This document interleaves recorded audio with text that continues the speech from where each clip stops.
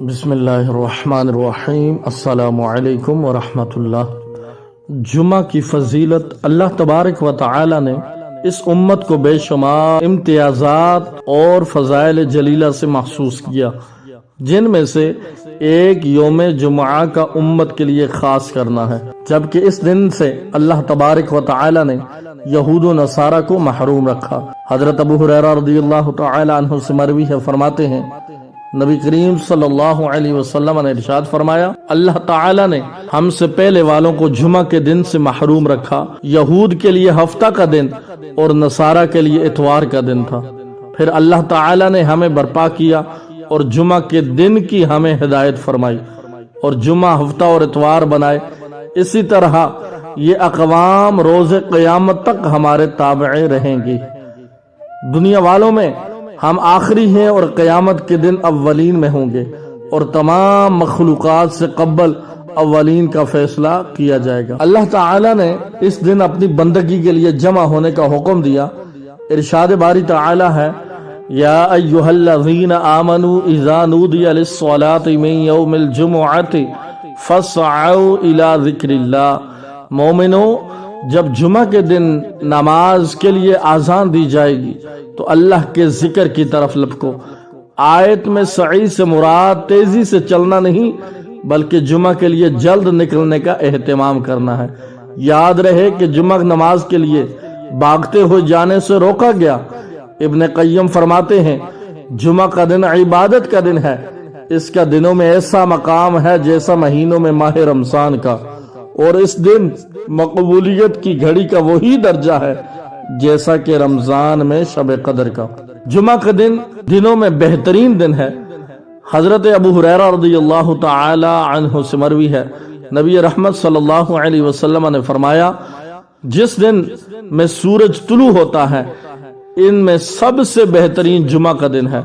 اسی دن میں حضرت آدم علیہ السلام پیدا ہوئے، اسی دن جنت میں داخل کیے گئے، اور قیامت قائم نہ ہوگی مگر جمعہ کے دن۔ فضائل جمعہ میں نماز جمعہ کے بھی فضائل شامل ہیں۔ نماز اسلام کے فرائض اور مسلمانوں کے جمع ہونے کا سب سے بڑا ذریعہ ہے۔ جس نے نماز کی ادائیگی میں غفلت برتی، اللہ تعالیٰ اس کے قلب پر مہر لگا دیتے ہیں۔ فرمایا، جمعہ کے دن ایک گھڑی ہوتی ہے، اس میں دعا قبول ہوتی ہے۔ حضرت ابو ہریرہ رضی اللہ تعالی عنہ سے مروی ہے، نبی رحمت صلی اللہ علیہ وسلم نے فرمایا، اس میں ایک گھڑی ایسی ہے جس میں کوئی مسلمان نماز پڑھے اور اللہ تعالی سے کچھ مانگے تو اللہ تعالی اس کو عنایت فرما دیتا ہے۔ ابن قیم رحمت اللہ تعالی علیہ نے قبولیت دعا کی گھڑی کے تعین کے سلسلہ میں اختلاف کو ذکر کرنے کے بعد حدیث رسول صلی اللہ علیہ وسلم کی روشنی میں دو قول کو ترجیح دی ہے۔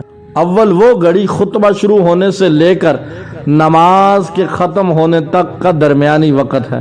دوم، جمعہ کے دن عصر کی نماز کے بعد غروب آفتاب تک دعا قبول ہونے کا وقت ہے، اور یہی قول راجح ہے۔ نمبر 4، جمعہ کے دن کا صدقہ دیگر ایام کے صدقوں سے بہتر ہے۔ ابن قیم رحمہ اللہ فرماتے ہیں، ہفتے کے دیگر دنوں کے مقابلے جمعہ کے دن کا صدقہ ویسا ہی مقام ہے جیسا کہ سارے مہینوں میں رمضان کا مقام اور مرتبہ ہے۔ حضرت قعب رضی اللہ تعالی عنہ فرماتے ہیں کہ جمعہ کے دن صدقہ دیگر ایام کے مقابلے ثواب کے اعتبار سے عظیم ہے، اور یہ وہ دن ہے کہ جس دن اللہ تبارک و تعالی نے اپنے مومنین بندوں کے لیے جنت میں تجلی فرمائیں گے۔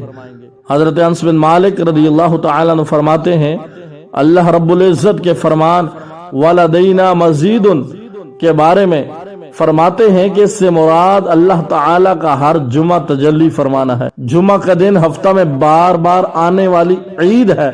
حضرت عباس رضی اللہ تعالی عنہ فرماتے ہیں، نبی رحمت صلی اللہ علیہ وسلم نے فرمایا، جو شخص جمعہ کے دن غسل کرے اور خوب اچھی طرح سے پاکی حاصل کرے اور تیل استعمال کرے یا گھر میں جو خوشبو میسر ہو استعمال کرے، پھر نماز جمعہ کے لیے نکلے اور مسجد میں پہنچ کر دو آدمیوں کے درمیان نہ گھسے، پھر جتنی دیر ہو سکے نفل نماز پڑھے، جب امام خطبہ شروع کرے تو خاموشی سے سنتا رہے، تو اس کے اس جمعہ سے لے کر دوسرے جمعہ تک سارے گناہ معاف کر دیے جاتے ہیں۔